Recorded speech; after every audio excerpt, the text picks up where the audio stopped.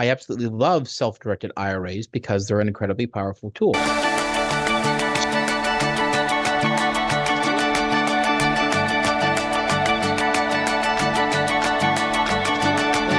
ESP, Matthew Sercely here, the Agorist tax advisor, answering another question. The question we got is, can I move non-Roth IRA funds to a self-held IRA?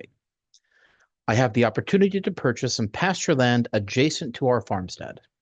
I would like to create a self-held IRA and hold the deed. Land has established non-family renters and price is reasonable. How do I go about creating a self-held IRA? How to transfer funds? And any pitfalls to this idea? Now, I'm pretty sure he's talking about a self-directed IRA.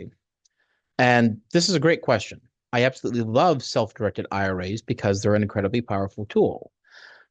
Just like firearms are an incredibly powerful tool, however, you have to know the rules.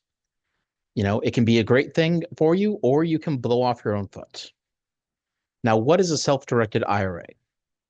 It's an IRA just like any other IRA, except you can put in non-Wall Street assets.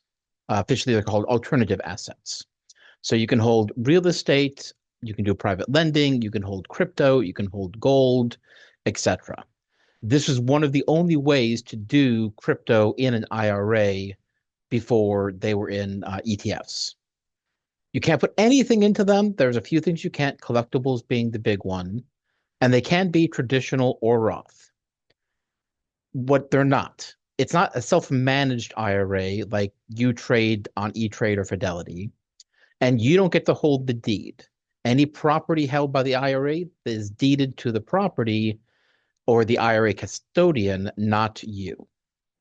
Now, moving funds to a self-directed IRA is incredibly simple.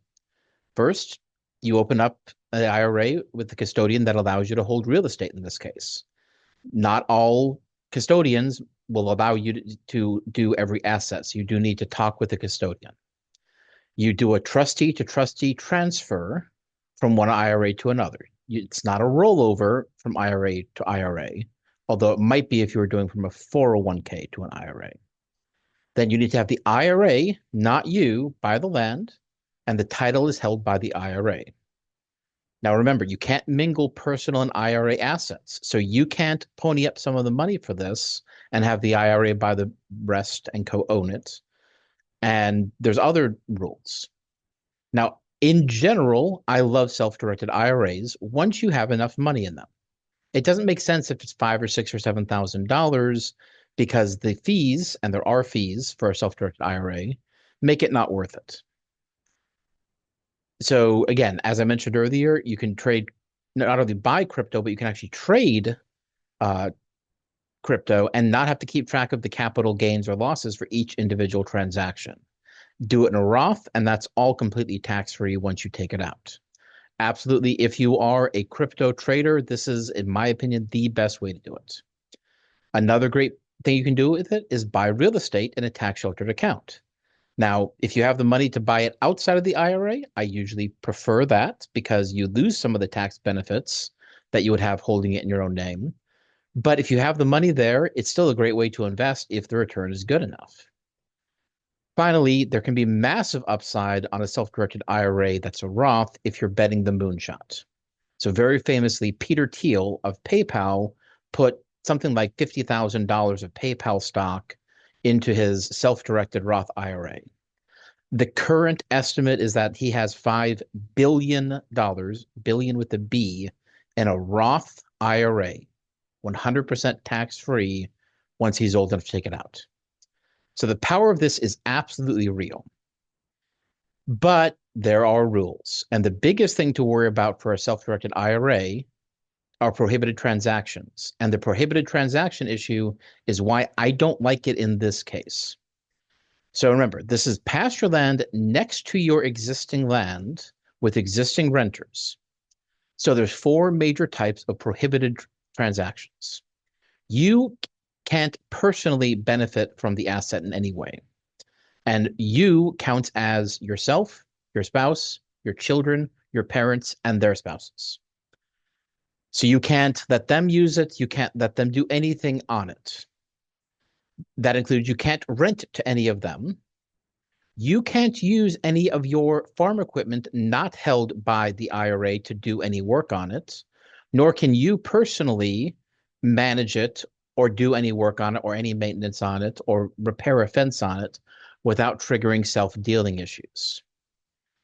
So in this case, when you are buying land that's physically touching your farmstead, technically, and this is the lawyer's answer, but technically, if a cow wandered onto their land and ate the grass, that is a prohibited transaction.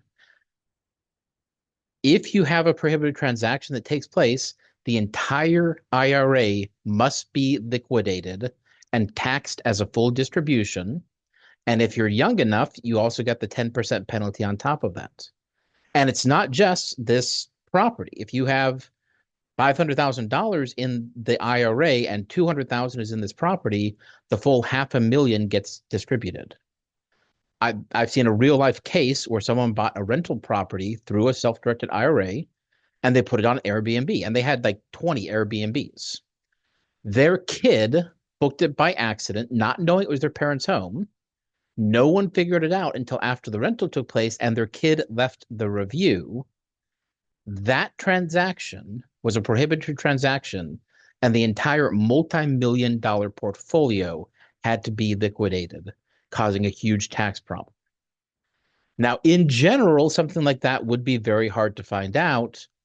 But again, going back to your case where the property is literally next door, it's just going to be so easy to cross the line accidentally. And again, like it could be something as simple as they ask to borrow a tool and you lend it to them. Well, since you're their tenant, that could be self-dealing. So easy to cross the line on this one. I don't like it. The idea is totally legal. It's just riskier than I like to do. It's not worth it in my mind. Much better use of a self-directed IRA is investments far from home, where you're not going to accidentally cross a property line and break the rules. But also remember, somebody else has to do all the work. A common case of this going wrong is you have a rental property, but you do the clean out after a tenant moves out. Can't do that. Can't have your kid do it.